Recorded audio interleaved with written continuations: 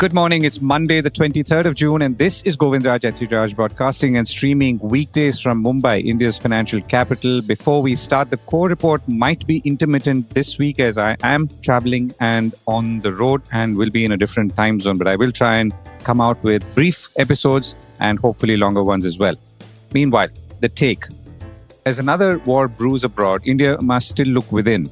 Some 35 countries led by the United States fought the Gulf War beginning in August 1990 after Saddam Hussein invaded and attempted to annex Kuwait.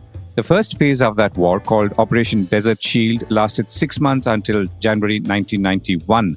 The second phase, Desert Storm, began in January 1991 and continued until February, which was also the combat phase, accompanied by a 5-week bombing campaign and then led by Chairman of the Joint Chiefs of Staff, General Colin Powell and General Norman Schwarzkopf. Exactly 5 months later, on the 24th of July 1991, then Finance Minister Manmohan Singh delivered a historic speech that tore down the economic barriers India had built over decades, ushering in the liberalization process that continues in many ways to this day. At the time, he pointed out that India's foreign exchange reserves would have lasted only 2 weeks and were worth just around 2,500 crore rupees. The United States returned to Gulf again in March 2003, determined to overthrow Saddam Hussein and then presumably leave. They eventually did, but in December 2011, almost 9 years later. A Council on Foreign Relations report said the costs of the conflict were high, $800 billion from the US Department of Treasury, with nearly 4,500 Americans and well over 100,000 Iraqis killed. In the meantime, the United States had attacked Afghanistan in retaliation for the 9/11 terrorist attacks on September 11, 2001. An international coalition led by the United States invaded Afghanistan to essentially dismantle the Al-Qaeda network after the Taliban refused to hand over Osama bin Laden, seen as the chief architect of that attack. At the height of the conflict, there were more than 130,000 NATO troops deployed. By July 2021, nearly all NATO countries had fully withdrawn, and America too withdrew later, and the Taliban is now back in control of Afghanistan. From the Gulf War of the 1990s to now, India's economy has powered along steadily, largely unaffected by the wars waged outside, thanks to the sheer brute force and momentum unleashed by liberalization and a generation of entrepreneurs desperate to break free. If there were speed bumps along the way, and there have been, they were mostly financial. The 1997 Asian financial crisis, largely confined to Southeast Asia, but tremors felt elsewhere too. The 2000 dot-com bubble and subsequent market crash, the 2008 global financial crisis triggered by a housing bubble in the United States, and the most recent roadblock was, of course, the COVID-19 pandemic. So the knocks have been hard, but none of them have dealt any telling blows, in a manner of speaking, for, of course, a variety of reasons. So what could happen now as the specter of war spreads with America back in the region as an active participant? Washington's enmity with Tehran actually dates back to 1979 when Iranian students stormed the US embassy in Tehran, leading to the severing of diplomatic relations. But ties were strained even before that. So now the United States has warned Iran to stand down or risk an even more forceful response than the bunker-busting bombs that hit 3 nuclear enrichment sites on the 22nd of June 2025. That's Sunday. So will Iran capitulate or retaliate at a time and place or places of its own choosing? Well, we don't know, at least here at the core report, and this is not an area we are in a position to speculate. But a straight reading of recent history tells us that no war is ever short. Whether it's Israel versus Hamas, Israel versus Iran, maybe Israel and the United States versus Iran, or Russia versus Ukraine. India itself saw a brief exchange of hostilities on the Pakistan border after it launched Operation Sindoor on the 7th of May, following the brutal killings of tourists in Kashmir's Pahalgam region a month earlier. Things have quietened down, but that was just a month ago. The reason India's stock markets and economy are still holding up reasonably well despite growing war and trade tensions is the strength of the domestic economy. Yes, oil prices could go haywire in the short term, especially if the Middle East conflict escalates and hurt India's balance of payments. But in the medium to long term, oil prices should stabilize. And that brings us to the larger question. How should we view this period of heightened uncertainty? Well, in many ways, as a window of opportunity. There are still industries waiting to be opened up, licenses to be freed. Nuclear power comes to mind, aspects of defense production, and many outdated state and central laws that should be or could be scrapped altogether and make it easier to do business, or much more easier to do business than what it is today. A prolonged war in the Middle East is in no one's interest, including India's, but we may have little say in that matter. Back in the 1990s, when liberalization began, India had perhaps $1 billion in forex reserves. Today, we sit on nearly $700 billion billion in dollar reserves. More importantly, we continue to hold vast reserves of kinetic energy, entrepreneurs and businesses still straining to start up or scale, and consumers aspiring for a better quality of life. Our task now is to ensure that we keep our eyes fixed and our energies focused on unleashing these forces. And that brings us to our top stories and themes. The stock markets powered up on Friday, but brace for Monday. America returns to a Middle East war. Tax collections are down.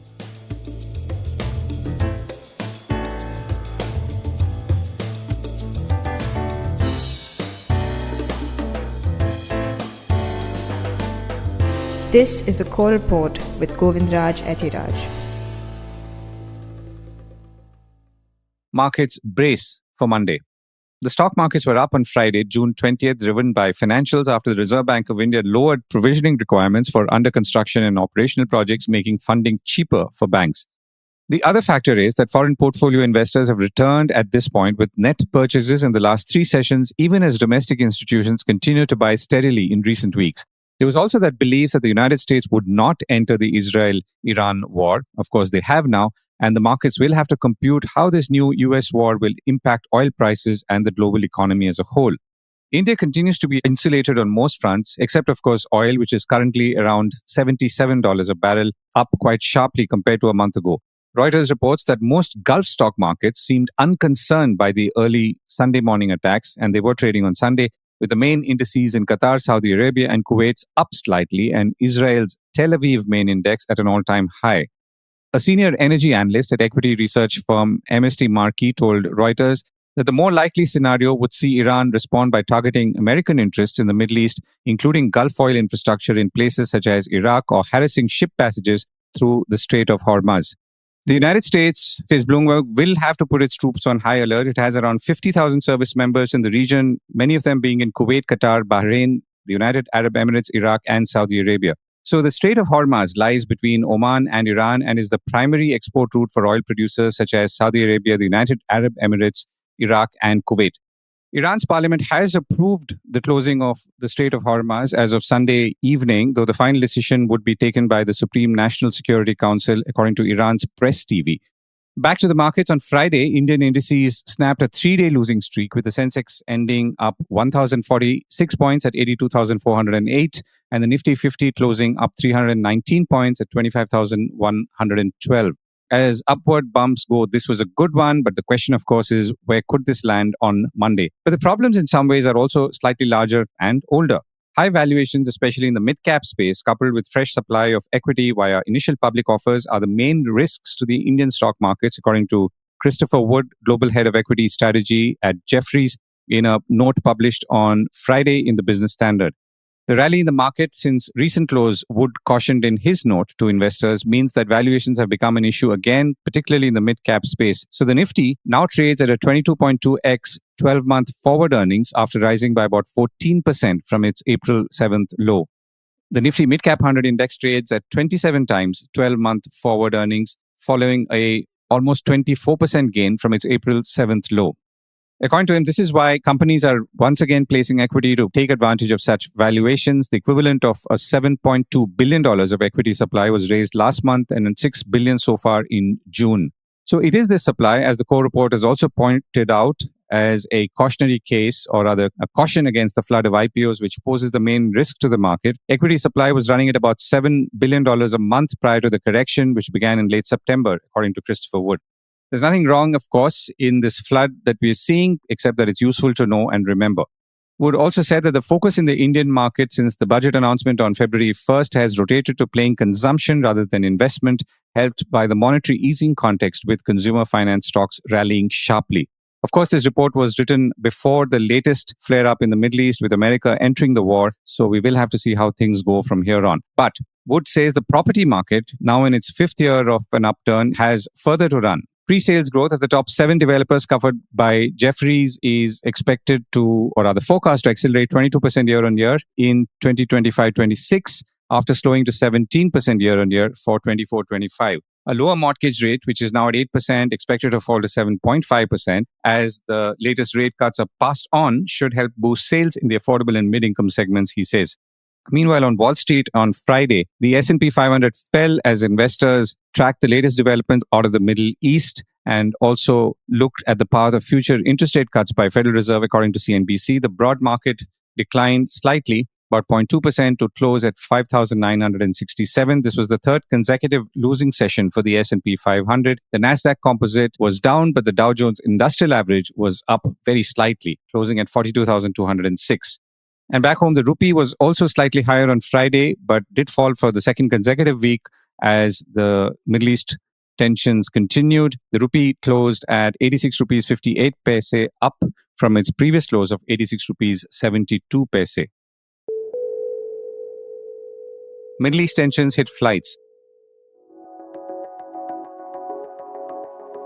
Several westbound flights were affected on Sunday following the US bombing of Iran's nuclear sites. Some flights, like a British Airways flight from Chennai to London, returned to Chennai, while others from cities like Mumbai were running late and taking much longer diversions and routes, this time north via Pakistan, unlike in the past where they would fly due west through the Middle East. The Chennai-London flight appeared to have taken off again after a few hours. Air India said it was adjusting routes of flights bound for North America and Europe that passed through West Asia. It said that it already refrains from operating flights over the airspace of Iran, Iraq, and Israel. All of this would lead to extended flight durations for these services, as well as select flights to and from Europe and North America, according to an Air India spokesperson. We checked out flight radar data and found that some of the flights bound for London on Sunday from Mumbai, for example, were running about an hour and a half late while in flight. And here's a message from a sponsor. Want smarter investing at your fingertips? With InvestingPro, get real-time market data, custom alerts, and global financial insights all in one place. Join 46 million users already making sharper decisions. Download InvestingPro today. More details in the link below. Taxes are down. Net direct tax collection so far this fiscal is at about 459,000 crores, slightly lower compared to the corresponding period of last fiscal, as advanced tax collections have slowed, according to data released on Sunday. Advanced tax collections were up about 4% to 156,000 crore rupees or 1.56 trillion rupees. In the comparable period in 2024, advanced tax collections had grown 27%.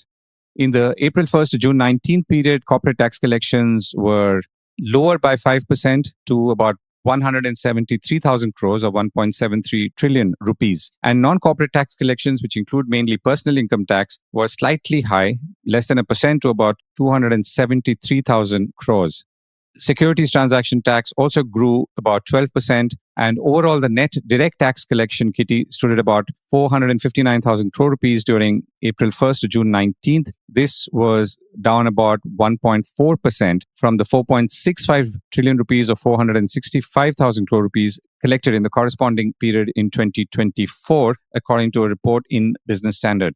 So one reason why personal income tax collections are slower are clearly because stock market exits are fewer and fewer compared to what we may have seen in the last corresponding year. Remember, the markets have been going down after peaking in September end 2024, though they did recover in recent months.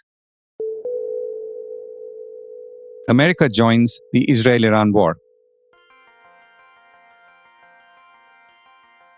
The United States launched a coordinated airstrike on three major Iranian nuclear sites on the morning of June 22nd, Sunday, Fordo, Natanz, and a facility near Isfahan.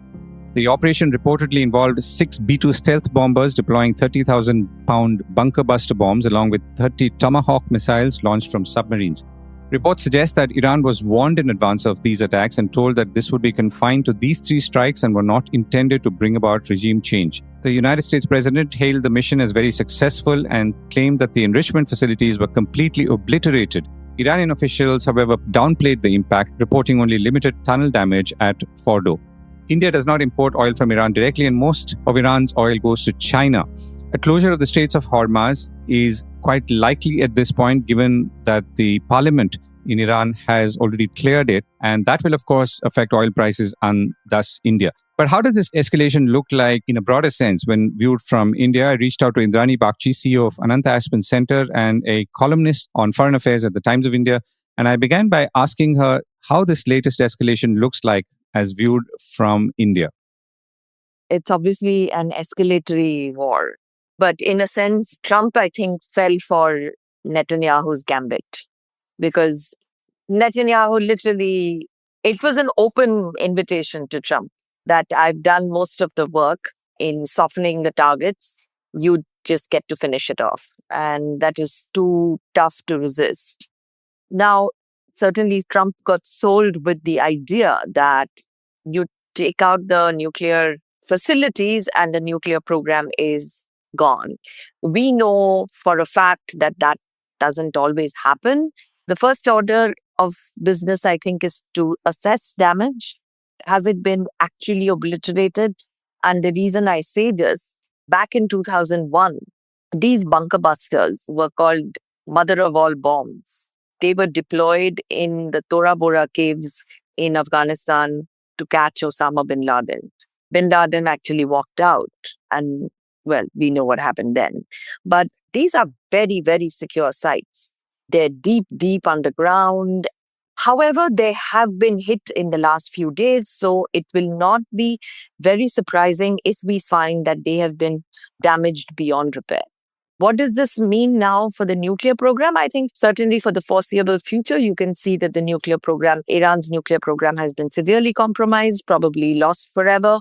However, what is also on the plate, and this is something certainly that Bibi Netanyahu has been pushing, he has been regime change in Iran. And even Trump has sort of spoken about it, said that Khamenei would be easy to replace. In the last 24 hours, we have seen Khamenei even nominating 3 successors. Now, the point is, he changed the regime to what? Who is there to take over the regime? The Americans have a fantasy idea that Pahlavi, the former Shah, Raza Pahlavi, his son who lives in America, can be the one to come back to Iran and restart the Shah's reign. I think that ship has sailed. I don't think that's really where we are right now. However, these are the things one gets to hear from Washington these days. So that's where we are really. Right. So, from a India lens now, and I mean, Iran is a country that you've traveled to in the past as well as a diplomatic reporter. What's your sense? I mean, where did we stand in the past? Where do we stand today? How would we respond to this if so? We have never said it openly, but we do not want Iran to get a nuclear weapon. This would be compounding the problem, the region that we live in. We literally are flanked on 2 sides by 2 nuclear weapon powers. A third nuclear weapon power, certainly one as ideologically extreme as the Iranian are, was something no Indian government has ever approved of or would have wanted. That was one of the reasons why we stayed quiet. We also obeyed every sanction that the US put in. We stopped our oil from Iran. Having said that, we do have a long history with Iran, a long history which has now diminished significantly because Iran believes we are also part of the US led sort of sphere of influence.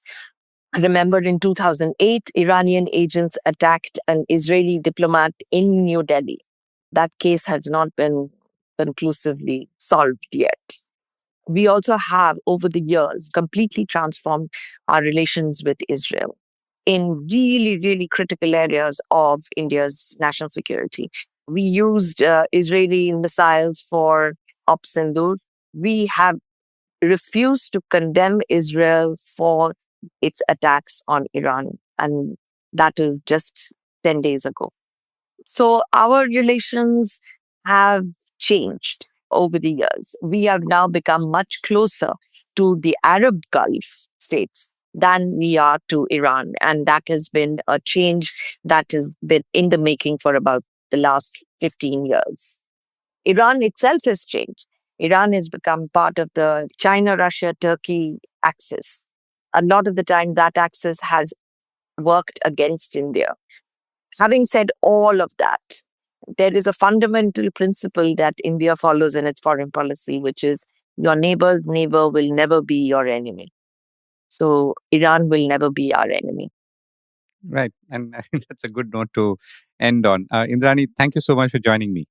Thank you. Thank you, Govind.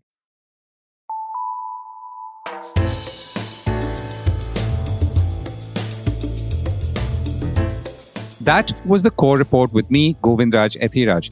Do stay connected with more of our coverage at the Core. You can check out our website or sign up to our newsletter for our exclusive stories, one in-depth feature a day on www.thecore.in. Do also track us on LinkedIn, where we usually post synopses or extracts of our top stories and interviews. We would love your feedback on how we can make business more interesting and relevant, including, of course, India's vibrant manufacturing sector. So write to us at feedback@thecore.in. And thank you once again for listening.